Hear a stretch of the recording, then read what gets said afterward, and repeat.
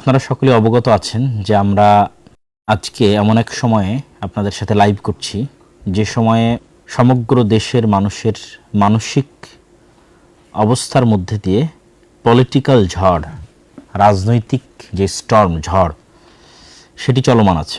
আমাদের যারা সমবয়সী আছে 25 থেকে 30 বছরের মধ্যে যাদের বয়স, তারা মোটামুটি স্মরণ যদি করতে পারেন তাহলে 2001 থেকে 2005 বা 6-এর যে শাসনামল বিএনপির, সেটির কথা আপনাদের স্মরণে থাকার কথা।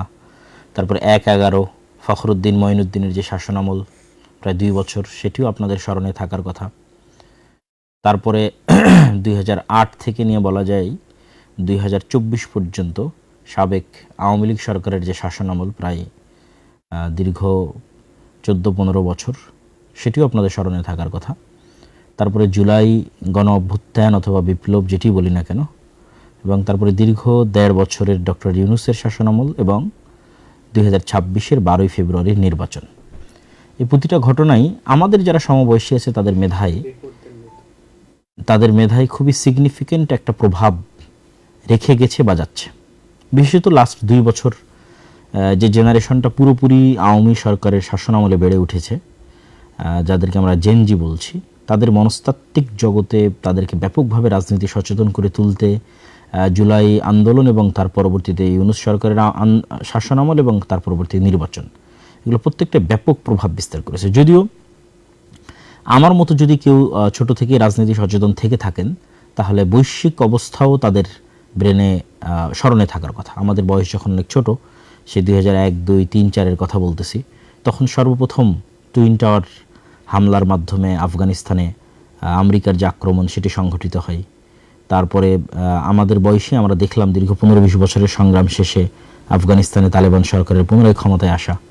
আমাদের জীবদ্দশাতে আমাদের অল্প বয়সে আমরা দেখেছি যে ইরাকের প্রেসিডেন্ট সাদ্দাম হোসেনের উপর যে আক্রমণ আমেরিকার, সেটি আমরা দেখেছি। তারপরে সাদ্দাম হোসেনের গ্রেফতার এবং ফাঁসি কুরবানির ঈদের দিন, সেটিও আমাদের সমবয়সী যারা আছে তাদের সকলের, যারা মোটামুটি বৈশ্বিক খবর রাখতেন, তাদের ব্রেনে এই জিনিসগুলো প্রভাব বিস্তার করে রাখার কথা। পাশাপাশি সিরিয়ার যে গৃহযুদ্ধ এবং সেই গৃহযুদ্ধের পরে আহমাদ আশারার তার যে ক্ষমতায় আরোহণ, এই আশেপাশের বৈশ্বিক অবস্থাগুলোর সাথে আমাদের বাংলাদেশের অবস্থা, সব মিলিয়ে আমাদের জেনারেশন, আমাদের সমবয়সী জেনারেশন আসলে রাজনৈতিকভাবে বিশেষ করে এই মুহূর্তে অনেক সচেতনতার তুঙ্গে অবস্থান করছে, কিন্তু অনেকের মধ্যে আবার হতাশাও বিরাজ করছে। কেননা আমাদের জেনারেশনের আমাদের যে আন্ডারস্ট্যান্ডিং সেটির সাথে তাদের অনেক কিছুই কমন পড়বে, ফলত তাদের মধ্যে যে হতাশাও বিরাজ করছে এটা আমি বুঝতে পারি। তো আজকে একটু খোলামেলা আলাপ আলোচনা করব দেশের রাজনীতি বিষয় এবং সব কিছু বিষয়ে। এই ধরনের খোলামেলা আলাপ আলোচনা সাধারণত অতীতে কখনো করা হয়নি। আজকে আমাদের সাথে আব্দুর রহমান বিন আব্দুর রাজ্জাক, তারও থাকার কথা ছিল, বিশেষত সঙ্গত কারণে সে থাকেনি। তো এই খোলামেলা আলাপ এবং আলোচনার শুরুতেই আমি প্রেক্ষাপটটা একটু তুলে ধরলাম। এবার আসেন এই নির্বাচনের প্রেক্ষাপটে। নির্বাচনের প্রেক্ষাপট থেকে আমরা আমাদের মূল কথার দিকে চলে যাব, যে বিএনপির সাথে জোট করেছিল একদল আলেম, আবার জামাতের সাথেও কিন্তু জোট করেছিল একদল আলেম। জামাতের সাথে ছাত্ররা জোট করেছে এনসিপি। কিন্তু দুঃখজনক হলেও সত্য, দেখেন যে বিএনপির সাথে যে সমস্ত আলেম ওলামা জোট করেছিল তারাও সেভাবে কেউ জয়লাভ করে আসতে পারেনি, এবং জামাতের সাথেও যারা জোট করেছিল তাদের মধ্যে আলেম হিসেবে সবচেয়ে পরিচিত মুখ ছিল মামুনুল হক সাহেবের, তিনিও সেভাবে জয়লাভ করে আসতে পারেননি। পাশাপাশি আরেকটি বিষয়ে আপনারা অবশ্যই খেয়াল করেছেন যে এই নির্বাচনকে কেন্দ্র করে কে কোন পক্ষের জোটে যাবে, কে কাকে ভোট দিবে, এটি আলেম ওলামাদের মধ্যে যে পরিমাণ কাদা ছোড়াছুড়ি আমার জানা নাই। আমি আলেম ওলামা বলতে এখানে হানাফি আহলে হাদিস পার্থক্য করতেছি না, বরং যারা দেশের মেইন স্ট্রিমে আছে তাদের কথাই বলতেছি, তথা দেওবন্দি হানাফি আলেম ওলামা তাদের কথাই বলতেছি। তাদের পরস্পরের মধ্যে যে পরিমাণ কাদা ছোড়াছুড়ি হয়েছে, আমি আমার এই ছোট্ট বয়সে এই পরিমাণ কাদা ছোড়াছুড়ি নিকট অতীতে আর দেখিনি, বরং ভালো একটা একতাই দীর্ঘদিন থেকে দেখে এসেছি।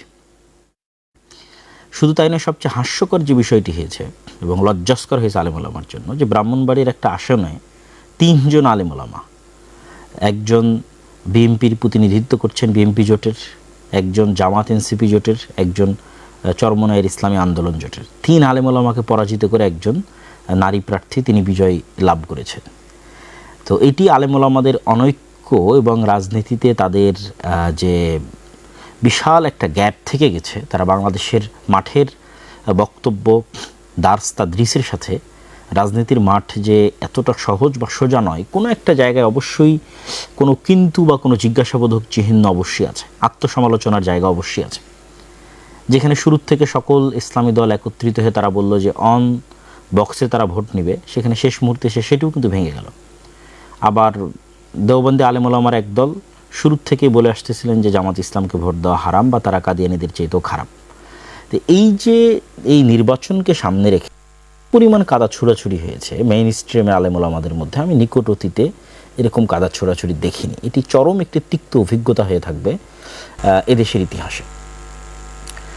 প্রশ্ন হচ্ছে এখানে আসলে আমি সবাইকে সম্বোধন করে বলতে চাই, যারা জামাত ইসলাম করেন তাদেরকে আহ্বান জানাবো যে আপনারা আমার এই ভিডিওটা দেখবেন, ছাত্র শিবিরের ভাইদের আহ্বান জানাবো আপনারা দেখবেন, যারা ইসলামী আন্দোলন চরমনাই করেন তাদেরকেও জানাবো আপনারা দেখবেন, যারা অন্য আর যত ধরনের ইসলামী দল করেন তারাও দেখবেন, পাশাপাশি যারা বিএমপি করছেন তাদেরকেও উদাত্ত আহ্বান জানাবো যে আপনারাও, এবং এনসিপির ভাইরাও আপনারা আমার এই ভিডিওটা যদি সম্ভব হয় দেখবেন। আমি সকলের কল্যাণকামী হয়ে দেশের একজন নাগরিক হয়ে কোনো প্রকার পক্ষপাত ছাড়াই আমি দুই ধরনের আলোচনাই করব। আজকে এই গণতান্ত্রিক নির্বাচনের যে ফলাফল সেটির উপর সংক্ষিপ্ত কিছু বিশ্লেষণ এবং যারা গণতন্ত্রের রাজনীতি করতে চান তাদের জন্য কিছু পরামর্শ আমার জায়গা থেকে।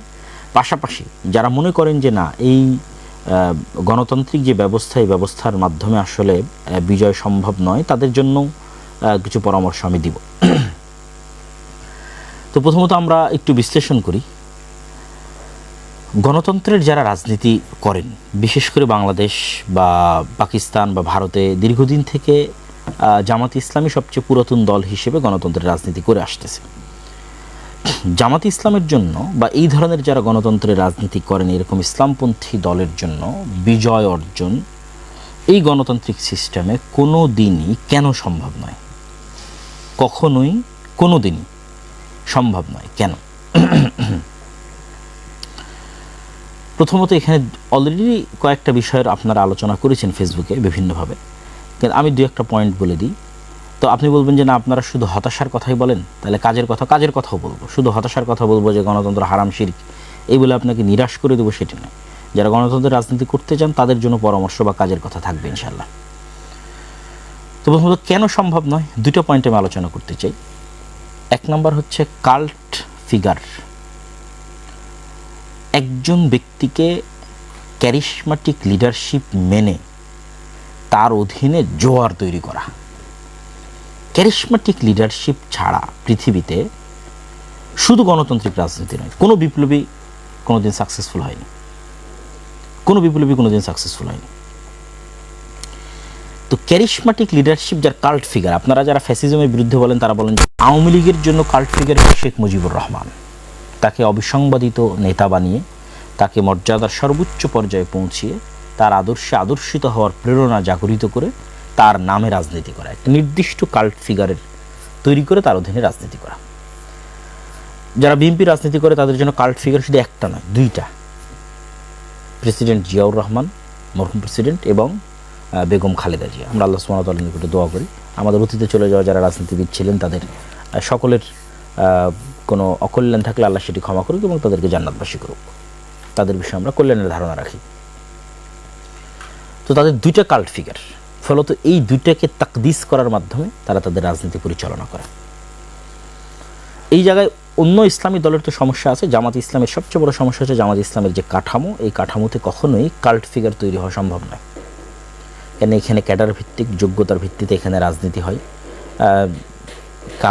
কেউ খুব ভালো এই জন্য তার ছেলে রাজনীতিতে আসবে এরকম কোনো ব্যবস্থাপনা এখানে নাই। এটা একটা ভালো দিক, কিন্তু কাল্ট ফিগার তৈরি না হলে গণতান্ত্রিক রাজনীতিতে আপনি সাকসেসফুল হতে পারবেন না। যেমন এখন এনসিপির যারা রাজনীতি করতেছে তাদের মধ্যেও কিন্তু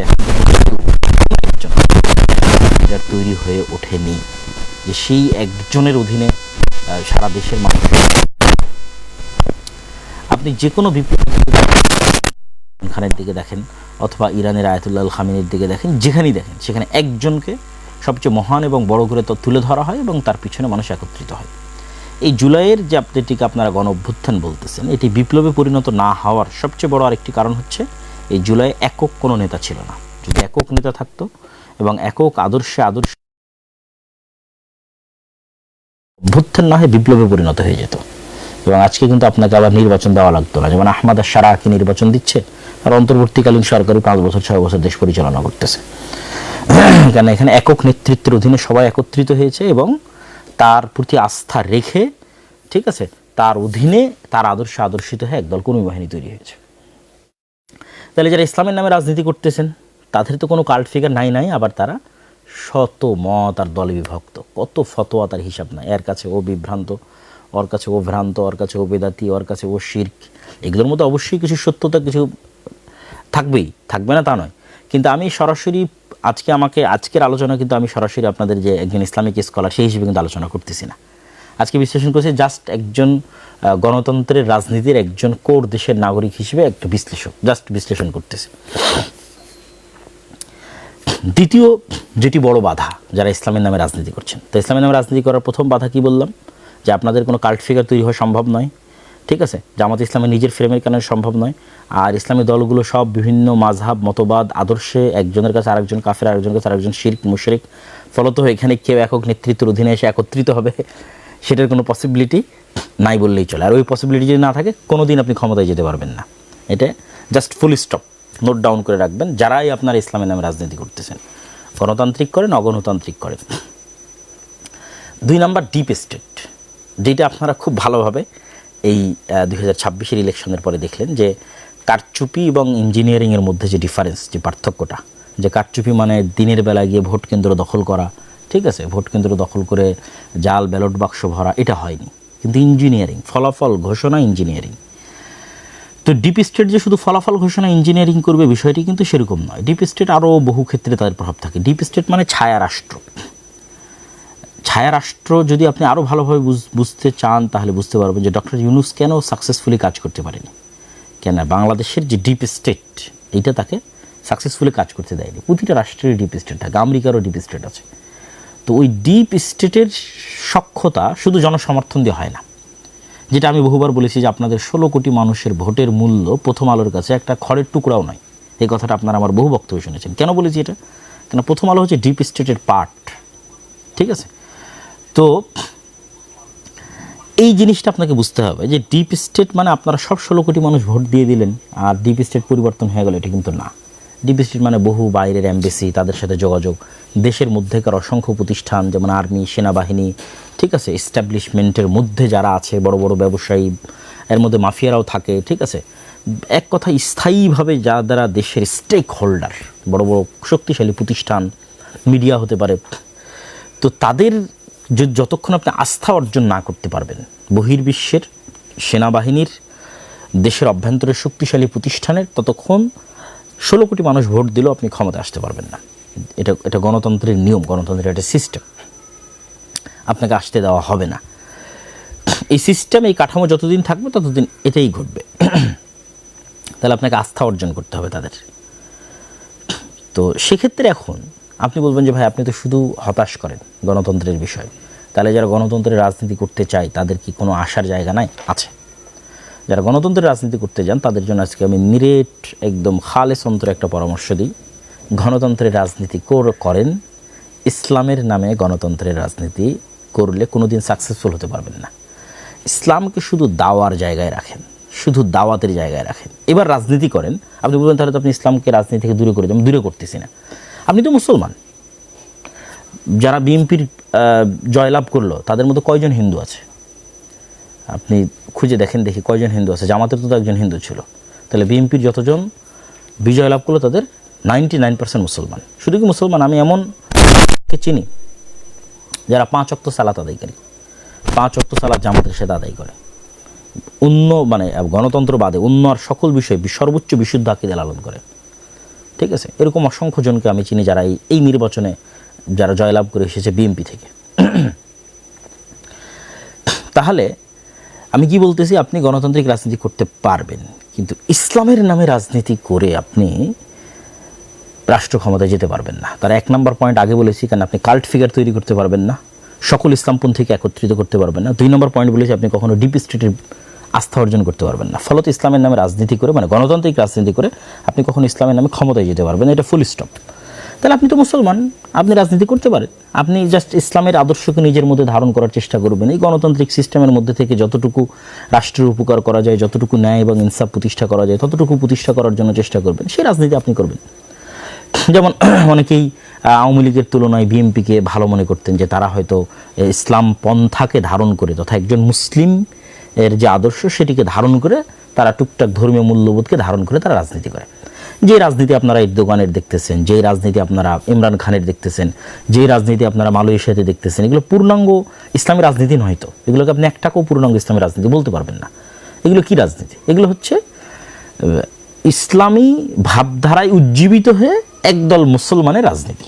যে মুসলমান পূর্ণাঙ্গ মুমিন নয়, সে ফাসেক মুমিন হতে পারে, ঠিক আছে, তার অন্য কোনো ত্রুটি থাকতে পারে, কিন্তু সে সরাসরি ইসলাম বিরোধী বিদ্বেষী কোনো আইন হোক এটা সে চায় না। আপনাকে আরও ক্লিয়ার করি, মুসলিম লীগের রাজনীতি কী ছিল? মুসলিম লীগকে আলেম ওলামাদের দল ছিল নাকি? মুসলিম লীগের মিস্টার জিন্নার বিরুদ্ধে যে পরিমাণ আলেম ওলামা ফতোয়া দিয়েছে ওই সময় 46-47 সময়ে, যে পরিমাণ আলেম ওলামা ফতোয়া দিয়েছে, এই এখনও সে পরিমাণ আলেম ওলামা এই যারা ইসলামপন্থী নামে রাজনীতি করে তাদের নামে ফতোয়া দেয়নি। আপনি খুলে দেখেন, মুসলিম লীগের সব জেনারেল পড়ুয়া সাধারণ মুসলমান ছেলেপেলে ছিল। দুই একজন আলেম ওলামা পরবর্তীতে যুক্ত হয়েছে। মিস্টার জিন্নার কথা পড়া হবে, মিস্টার জিন্নাও আলেম না, আল্লামা ইকবালও আলেম না, এরা জেনারেল শিক্ষিত পড়ুয়া ছাত্র। এরা কি চাইছে? এরা চাইছে মুসলমানরা যেন স্বাধীন মতো বাস করতে পারে। কিন্তু ইসলামী রাষ্ট্র, পূর্ণাঙ্গ ইসলামী রাষ্ট্র কিন্তু তারা চায়নি, প্রতিষ্ঠিতও কিন্তু তারা করতে পারেনি। তারা কিছু মুসলমানরা যেন আলাদাভাবে স্বাধীনভাবে বসবাস করতে পারে। তো সেই রাজনীতিতে এখনও আছে, সেই রাজনীতি বাংলাদেশে এখনও আছে। এই যে জামাত ইসলামকে যারা, জামাত ইসলামের যে জোট, এই জোটকে যারা ভোট দিয়েছে, জামাত এনসিপির জোটকে, আপনি নিশ্চিত থাকেন এটা মুসলিম লীগের ভোট ব্যাংক। তথা 1947-এ যারা মুসলমানদের আলাদা দেশের জন্য ভোট দিয়েছিল, এরাই এই 2026-এ এসে বিভক্ত হয়ে কিছু বিএনপিকে ভোট দিয়েছে, কিছু জামাত এনসিপিকে ভোট দিয়েছে। কিসের রাজনীতি করতে হবে? মুসলমানদের রাজনীতি করতে হবে। যে একজন মুসলমান, সে ইসলামের বিরুদ্ধে বিদ্বেষী কোনো কথাবার্তা বলবে না, সেই সিস্টেমকে, গণতন্ত্রের এই কুফরি সিস্টেমকে মেনে নিয়েই এর মধ্যে টুকটাক ভালো মানুষকে নিয়ে আসার জন্য চেষ্টা করবে, সেই রাজনীতি করবে। তা বলবেন তাহলে এই রাজনীতি কারা করবে? দেখেন, আমি যে তত্ত্বের কথা বলতেছি, এই তত্ত্ব যে সঠিক তত্ত্ব তার প্রমাণ ভারতই আছে। ভারতের আরএসএস, শিবসেনা, বাজরাং দল, ঠিক আছে, এরা কিন্তু নিজেরা যেহেতু কট্টর উগ্র হিন্দুত্ববাদী বিশ্বাসী, ফলত তারা জানে যে কট্টর উগ্র হিন্দুত্ববাদ দিয়ে মানুষের ভোট নিয়ে তারা বিজয় অর্জন করে ক্ষমতায় আসতে পারবে না। তখন আরএসএস, শিবসেনা, বাজরাং তারা কী করেছে? তারা তাদের মডারেট হিন্দুদের দিয়ে আরেকটা নতুন রাজনৈতিক দল তৈরি করেছে, তার নাম বিজেপি। বিজেপি একটা রাজনৈতিক দল, এইটা সরাসরি উগ্র হিন্দুত্ববাদ তার মেইন মতাদর্শের মধ্যে আছে লিখিতভাবে, এরকম নয়, বরং তারা আরএসএস কর্তৃক নিয়ন্ত্রিত হয়। আরএসএস কট্টর উগ্রবাদ, তারা বাজরং দল, শিবসেনা কর্তৃক নিয়ন্ত্রিত, তারা কট্টর উগ্রবাদ। কিন্তু বিজেপি তারা সাধারণ হিন্দু, খুব যে হিন্দু ধর্মকে খুব ভালোভাবে মেনে চলে, খুব আল্লাহ, মানে তাদের হিন্দু ধর্মের দিক থেকে খুব হিন্দু ধর্ম মেনে চলে এরকম কিন্তু, সতী সাধু এরকম কিন্তু নয়, ঠিক আছে। তো সেক্ষেত্রে এই যে জামাত ইসলাম সহ আর যারা ইসলামের নামে রাজনীতি করতেছে, সেটা ইসলামী আন্দোলন বাংলাদেশের চরমনাই হোক, সেইটা জমিয়তে কি যেন ওলামা ইসলাম একটা আছে, আর অনেক ইসলামের নামে যারা রাজনীতি করতেছে বাংলাদেশে, তাদের সকলের উচিত হবে তারা এরকম সাধারণ জেনারেল শিক্ষিত মুসলমান সন্তানদের দিয়ে একটা রাজনৈতিক দল তৈরি করবে। যেই কাজটা বিএনপি তাদেরকে অতীতে করে দিত, তারা যদি মনে করে যে এখন বিএনপি ছাড়াও তাদের এরকম একটা রাজনৈতিক দলের দরকার আছে, তাহলে এরকম একটা তারা সাধারণ মুসলমানদের এরকম একটা রাজনৈতিক দল তৈরি করবে। যেমন এনসিপি হতে পারে সেই রাজনৈতিক দল, যারা সরাসরি ইসলামী রাষ্ট্র প্রতিষ্ঠার রাজনীতি করবে না, কিন্তু এই দেশের মুসলমানদের, স্বাভাবিক মুসলমানদের যে অধিকার রক্ষার কথা সেটা বলবে। যেমন ওসমান হাদি করতো, যেমন আমাদের জুলাইয়ের যে ছেলেমেয়েরা তারা করতেছে। এই ধরনের ছেলে মেয়েদেরকে যদি আপনি এগিয়ে দেন, তাহলে এরা হচ্ছে একটা কাল্ট ফিগারও তৈরি করতে পারবে। কেন? যেহেতু সে সরাসরি ইসলামী নয়, ফলত এখানে ফতোয়া ফারাইজ আসবে না, মাসলাক আসবে না, মতবাদ আসবে না, আদর্শ আসবে না, শিরক বেদাত আসবে না, মানে এইগুলো নিয়ে মুসলমানদের ইসলামী দলগুলোর মধ্যে যে গণ্ডগোল সেগুলো আসবে না। তাহলে কাল্ট ফিগার একটা তৈরি করতে পারবে। 2 নম্বর, যেহেতু তারা সরাসরি ইসলামী নয়, মডারেট সাধারণ মুসলমান, সেহেতু তারা ডিপ স্টেটের আস্থা অর্জন করতে পারবে। ডিপ স্টেট যেগুলো নিয়ে অ্যালার্জেটিক, সেগুলোর বিষয়ে তারা টুকটাক ম্যানেজও করতে পারবে। ম্যানেজ করার মাধ্যমে তারা দেখা যাচ্ছে ক্ষমতায় যাবে। এবং আপনারা যে মন্দের ভালোটা চাচ্ছেন, যে মন্দের ভালো নিয়ে আপনারা গত 1 মাস যাবৎ ফেসবুক একদম তোলপাড় করে ফেলেছেন, সেই মন্দের ভালোর একমাত্র সমাধান এইটা। সেক্ষেত্রে যত ইসলামের নামে গণতান্ত্রিক রাজনীতি দল আছে, এদের সবকে তাদের রাজনীতি অফ করে দিয়ে দাওয়াতি কাজ করতে হবে। তারা দাওয়াতি ফিল্ড তৈরি করবে, সন্তান তৈরি করবে, প্রজন্ম তৈরি করবে। আর ওই মুসলমানের সন্তানেরা স্বাভাবিক, যতদিন অন্তত গণতান্ত্রিক সিস্টেম আছে ততদিন সেই গণতান্ত্রিক সিস্টেমে তারা রাজনীতি করবে। এটি গেল যারা গণতন্ত্রের মধ্যে দিয়ে ইসলামের রাজনীতি করতে চান তাদের জন্য পরামর্শ।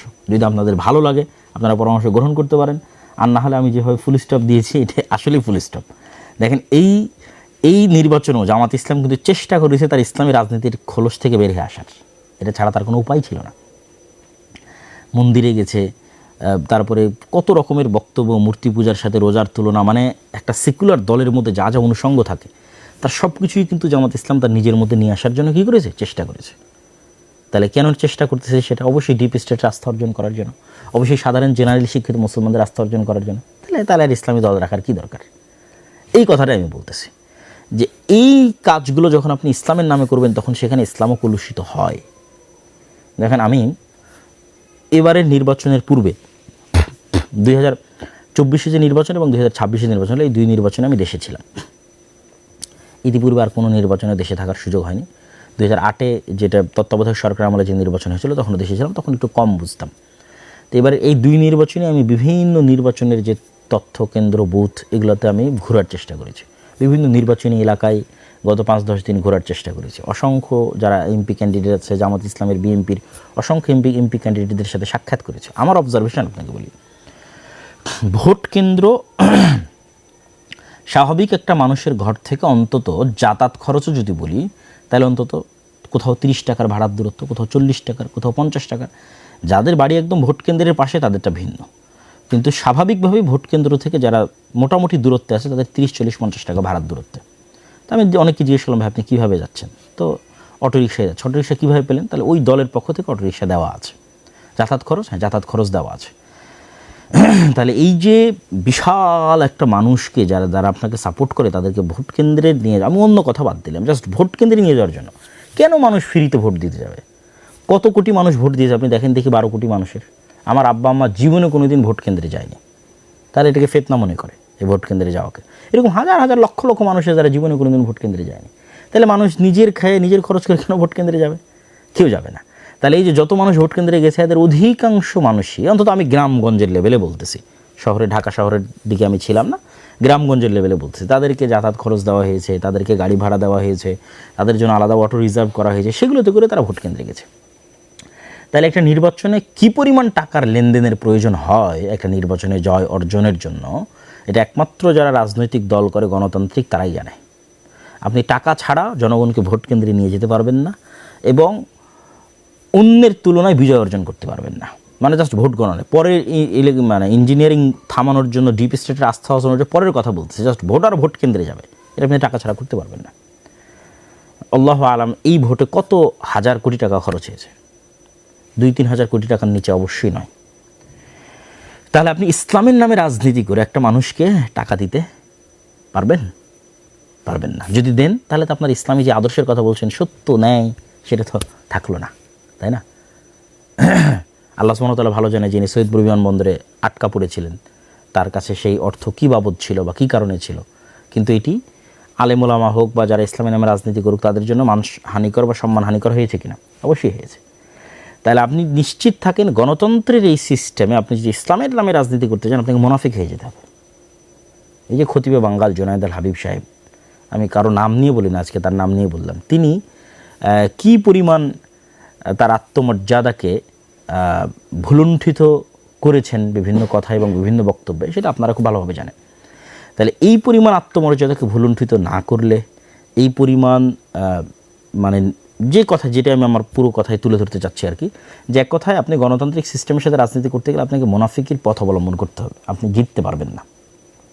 তাহলে কেন ইসলামের নামে এই কাজটা করবেন?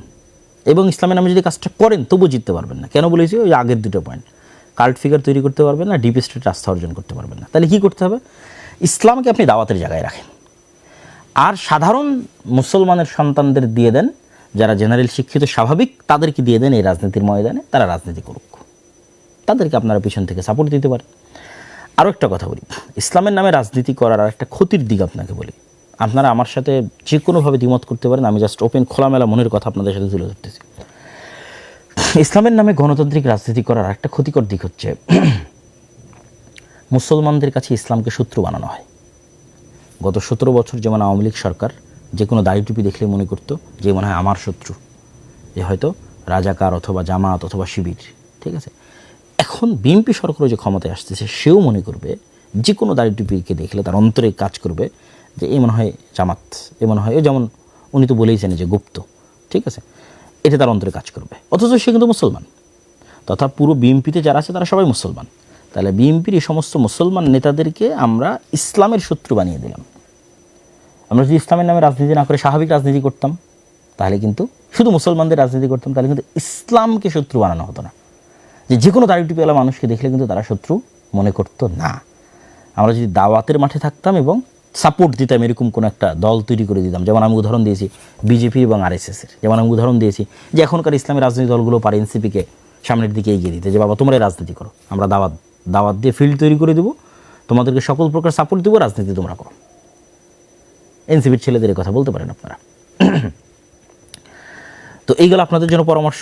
ইসলামের নামে রাজনীতি করতে গিয়ে আমরা মুসলমানদের কাছেই ইসলামকে শত্রু বানিয়ে ফেলতেছি, এটার একটা দীর্ঘমেয়াদী ক্ষতিকর প্রভাব আছে। তাহলে আমি যারা গণতন্ত্রের রাজনীতি করে তাদেরকে আমি হতাশও করছি না, কিন্তু তাদেরকে সমাধানও দিচ্ছি। এবার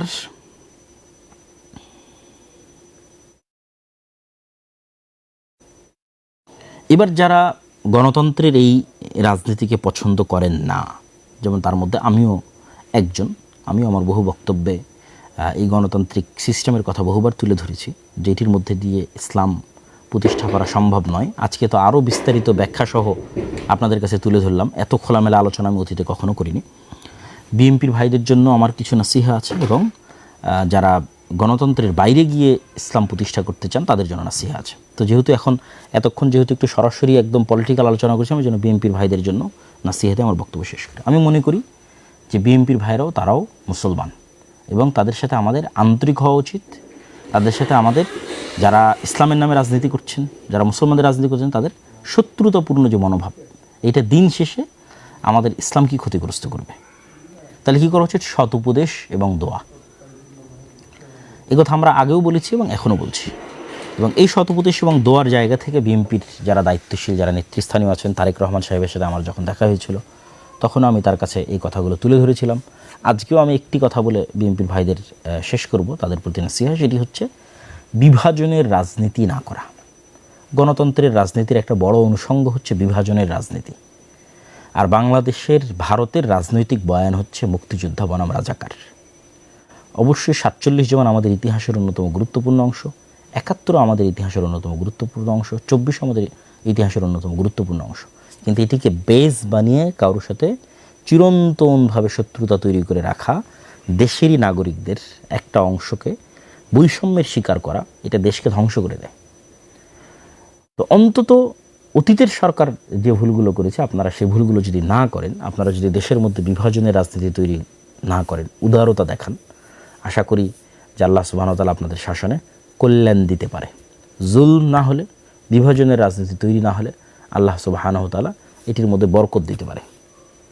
তো এই ছোট্ট আপনাদের জন্য পরামর্শ যে যারা আপনারা বিজয়ী হয়েছেন তারা অবশ্যই পরাজিতদের প্রতি ইনসাফ করবেন, যেটা ওসমান হাদিও বলতো যে আমি আমার শত্রুর সাথেও ইনসাফ করতে চাই।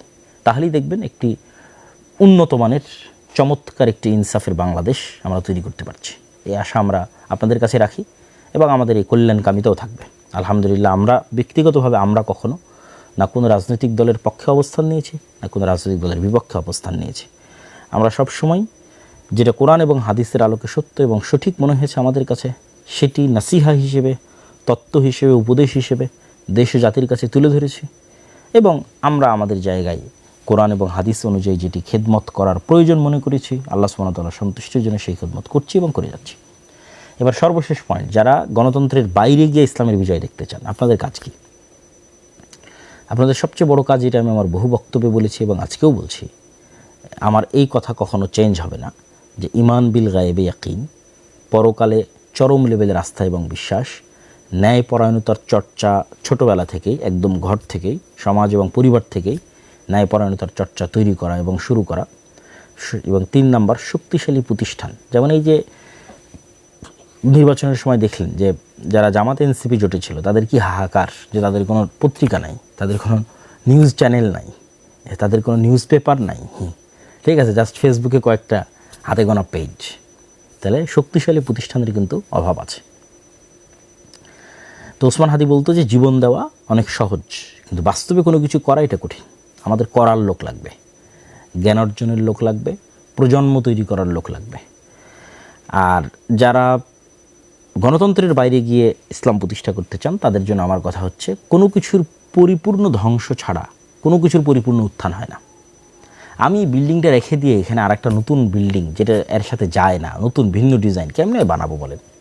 আমি এই বিল্ডিংয়ের ডিজাইন রেখে এখানে প্লাস্টার করতে পারি।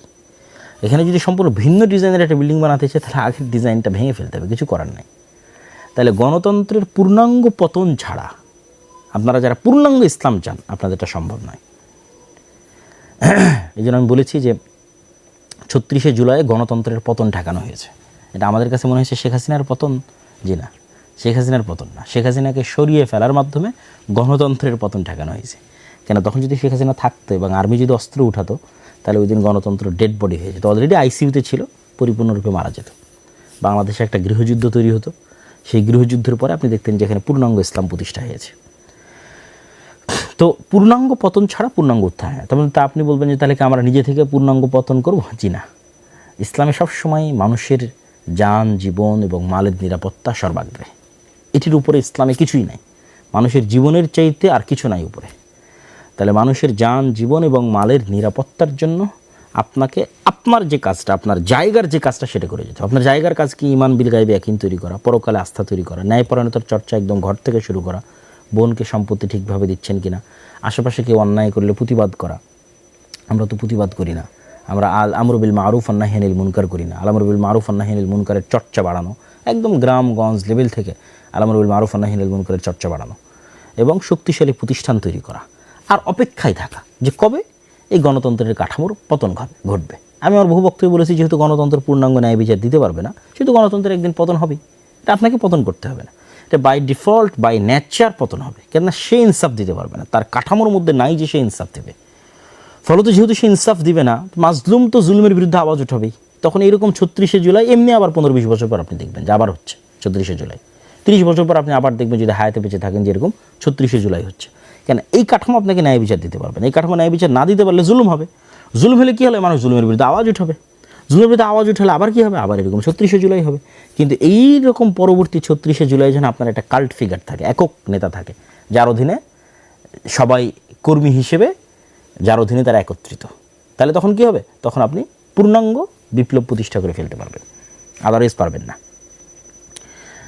তাহলে সেক্ষেত্রে আমি কী বললাম যে গণতন্ত্রের যে পূর্ণাঙ্গ পতন এটা আল্লাহর পক্ষ থেকেই হবে, এমনিই হবে। কীভাবে হবে এটা আল্লাহ সুবহানাহু ওয়া তাআলা ভালো জানেন। যেমন ধরেন আমেরিকার যে বিশাল সাম্রাজ্য, আল্লাহ সুবহানাহু ওয়া তাআলা বলেছেন যে আল্লাহ সুবহানাহু ওয়া তাআলা যদি একদল মানুষকে তার একদল মানুষের পতন না করাতেন, ওয়ালাউ দাফাল্লাহি নাসা বা'দাহুম বিবা'দ, তাহলে পৃথিবীতে জুলুমের কারণে মানুষ অস্থির হতো। আজকেও যদি ফেরাউন জীবিত থাকতো কী হতো বলেন তো? আপনি বলেন যে ৫,০০০ বছর হয়ে গেছে, ফেরাউন এখনও জীবিত আছে, তাহলে আজকে আমাদের অবস্থা কী হতো? এটা আল্লাহ করেননি, ফেরাউনকে আল্লাহ ধ্বংস করে দিয়েছেন মানুষকে বাঁচানোর জন্য। তো এইরকম সুপার পাওয়ার আজকে আমেরিকা আছে, তার আগে সুপার পাওয়ার রাশিয়া ছিল, তার আগে আর কেউ ছিল, ইংল্যান্ড সুপার পাওয়ার ছিল, ইংল্যান্ড চলে গেছে, রাশিয়া চলে গেছে, আমেরিকা চলে গেছে, আমেরিকাও যাবে একদিন। তাহলে এরকম সুপার পাওয়ারের পতন হবে। যখন দেখবেন যে আমেরিকার সুপার পাওয়ারের পতন হচ্ছে, কীভাবে হবে এটা আল্লাহ সুবহানাহু ওয়া তাআলা জানে। কে জানতো রাশিয়া ইউক্রেন যুদ্ধ এত দীর্ঘায়িত হবে? কে জানতো? কেউ জানতো না। এই রাশিয়া ইউক্রেন যুদ্ধ এত দীর্ঘায়িত হওয়ার কারণে যে সিরিয়াতে আহমাদ আশ-শারা বিজয়ী হয়েছে। এই রাশিয়া ইউক্রেন এত যুদ্ধ দীর্ঘায়িত হওয়ার কারণেই তো আফগানিস্তানে তালেবানরা ক্ষমতা আসতে পেরেছে। যদি এই রাশিয়া ইউক্রেন যুদ্ধ না হতো এরা জীবনও পারত না, বুঝলেন? এগুলো আল্লাহর পক্ষ থেকে হয়। তো এরকম কোনো এক ছোট্ট অজুহাতে দেখবেন এই যে অ্যাপস্টেইন ফাইল, যেটা আমি তো বলি যে এটা আমেরিকার অধপতনের শুরু। আল্লাহ বড় বড় পরাজয়গুলো দেন ছোট্ট ছোট্ট জিনিস দিয়ে, অতি ছোট্ট, আপনি বুঝবেন না যে কোন ক্ষুদ্র জিনিস থেকে পরাজয় শুরু। আমেরিকার অধপতন মানেই তো গণতন্ত্রের অধপতন ভাই। আজকে আমেরিকার পতন হবে, কালকে সব জায়গা থেকে গণতন্ত্র গায়েব হয়ে যাবে, এটাই নিয়ম। যে যে আদর্শের ধারক ও বাহক তার পতনের সাথে সাথে সে আদর্শ গায়েব হয়ে যায়। তাহলে আপনাকে কী করতে হবে? আপনাকে প্রস্তুতি নিতে হবে, ওই দিন আসার অপেক্ষায় থাকতে হবে। আপনার প্রস্তুতি হবে ঈমান বিল গায়বে ইয়াকিন, আপনার প্রস্তুতি হবে পরকালে আস্থা, আপনার প্রস্তুতি হবে ন্যায়পরায়ণতার চর্চা। কেন ন্যায়পরায়ণতার চর্চার মাধ্যমে নেতা তৈরি হয়, আদারওয়াইজ নেতা তৈরি হয় না। ন্যায়পরায়ণতার চর্চা যদি আমি না করি, ধরেন আমি যদি না করি আমিও নেতা না, এটা হলো সিম্পল কথা। যে তার মানে আমি বলতেছি মানে যে আমি নেতা তা না, কিন্তু আমি যদি ন্যায়পরায়ণতার চর্চা না করি আমিও নেতা না। যে ন্যায়পরায়ণতার চর্চা করবে সেই নেতা হবে। বহু ছোট্ট কুড়ে ঘর থেকে এসে নেতা হয়ে যেতে পারে, কোনো গ্যারেন্টি নেই কে কোথায় থেকে এসে কীভাবে নেতা হবে। ন্যায়ের চর্চা করতে গিয়েই নেতা তৈরি হবে, অন্যায়ের প্রতিবাদ করতে গিয়ে নেতা তৈরি হবে, এটি স্বাভাবিক এবং সিম্পল রুলস নেতা তৈরি হওয়ার। তার ইমান বিল গাইবে ইয়াকিন, পরকালে আস্থা, ন্যায়পরায়ণতার চর্চা, শক্তিশালী প্রতিষ্ঠান। আর অপেক্ষা কবে এই গণতন্ত্রের পূর্ণাঙ্গ পতন হয়। যেদিন গণতন্ত্রের পূর্ণাঙ্গ পতন হবে সেদিন যদি আপনি প্রস্তুত থাকেন, যেমন 36 জেলায় আপনি প্রস্তুত ছিলেন না, যদি আপনার প্রস্তুত থাকেন পূর্ণাঙ্গ ইসলাম প্রতিষ্ঠা হয়ে যাবে। আর যদি প্রস্তুত না থাকেন তাহলে তো এটার জন্য আপনি নিজেই দায়ী। তাহলে ইমিডিয়েট রেজাল্টের আশা বাদ দিতে হবে, ইমিডিয়েট উত্তেজনা বাদ দিতে হবে, বিশাল দীর্ঘমেয়াদী 30 বছরের প্ল্যান করে প্রস্তুতি নিতে হবে। তো আশা করি আমি নির্বাচন পরবর্তী যে পর্যালোচনা ছিল সেই পর্যালোচনায় আমি সকলের জন্য আজকে নাসিহা দিয়েছি, একদম শতভাগ আমার হৃদয়কে পরিষ্কার করে, কারো প্রতি চুল পরিমাণ পক্ষপাতিত্ব না রেখে, আলহামদুলিল্লাহ আল্লাহর কসম কারো প্রতি চুল পরিমাণ পক্ষপাতিত্ব নাই। যারা আমাদের সম্পর্কে জানেন এবং বুঝেন তারাও খুব ভালোভাবে জানেন। তো আমি সম্পূর্ণ শতভাগ ন্যায় এবং ইনসাফের সাথে জামাত ইসলাম, ইসলামী আন্দোলন চরমনায়, যারা ইসলামের নামে গণতন্ত্রের রাজনীতি করে তারা, এনসিপি ছাত্ররা, তারপরে বিএনপি এবং সর্বোপরি যারা গণতন্ত্রের বাইরে গিয়ে ইসলামে বিজয় চান তাদের সকলের জন্য তাত্ত্বিক বলেন, বাস্তব বলেন, সকল ধরনের পরামর্শ আপনাদের জন্য দিয়েছি। আল্লাহ সুবহানাহু ওয়া তাআলা আমাদের দেশকে শান্তি শৃঙ্খলায় পরিপূর্ণ করে দিক, আমাদের এই জাতিকে আল্লাহ সুবহানাহু ওয়া তাআলা রক্ষা করুক। এই দেশের মানুষ বহু রক্ত দিয়েছে, বহু রক্ত, সেই মোগলদের পূর্বের আমল থেকে এখানে স্বাধীন সুলতানি শাসন আমলের জন্য লড়াই হতো। বাঙালিরা স্বাধীনতা প্রিয় জাতি, তারা বিদ্রোহী জাতি। শাসন করতে পারুক আর না পারুক, নিজেদের শাসন ধরে রাখতে পারুক আর না পারুক, আরেকজনকে উল্টায় ফেলতে খুব পারে, মানে বিদ্রোহী হিসেবে তারা খুব বিখ্যাত। ওই দিল্লির সুলতানরাও তাদের কোনো দিন কন্ট্রোলে রাখতে পারতো না। এই যে 12 ভূঁইয়া, এরা কিন্তু বিদ্রোহী, ঠিক আছে। মুঘলের বিরুদ্ধে এরা যুদ্ধ করেছে। তো বাঙালিদের একটা ভালো গুণ আছে, আল্লাহ সুবহানাহু ওয়া তাআলা আশা করি যে বাংলাদেশ এবং বাংলাদেশের এই মাটি যেখানে হাজার হাজার শহীদের রক্ত আছে, এটিকে আল্লাহ সুবহানাহু ওয়া তাআলা কখনোই মুশরিকদের পদানত করবেন না, অধীনস্থ করবেন না। এটি আল্লাহর কাছে চাওয়া এবং দোয়া, আমাদের পরবর্তী প্রজন্ম যেন মুশরিকদের গোলাম না হয়, এটি আল্লাহ সুবহানাহু ওয়া তাআলার কাছে কামনা। সেই ব্যবস্থা যেন আল্লাহ সুবহানাহু ওয়া তাআলা করে দেন, সেই ব্যবস্থা করার তৌফিক যেন আল্লাহ সুবহানাহু ওয়া তাআলা আমাদের দান করেন। আল্লাহুম্মা আমিন। ওয়া আখিরু দাওয়ানা আনিল হামদুলিল্লাহি রাব্বিল আলামিন। আসসালামু আলাইকুম ওয়া রাহমাতুল্লাহি ওয়া বারাকাতুহু।